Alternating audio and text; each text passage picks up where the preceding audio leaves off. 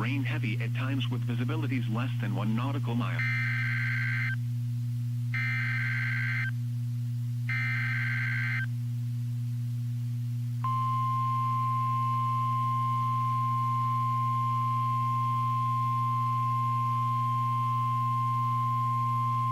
This is an important tropical weather message. Hurricane warning in effect. A hurricane watch has been upgraded to a hurricane warning for the following counties in South Carolina: Charleston, Inland Berkeley, and Tidal Berkeley.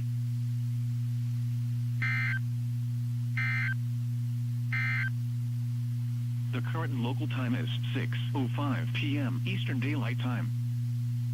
You are listening to NOAA Weather Radio Station KHB 29 in Charleston, the voice of the National Weather Service.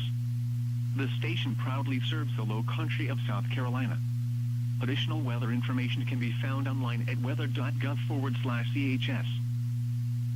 Synopsis for the coastal waters of South Coastal South Carolina and North Coastal Georgia.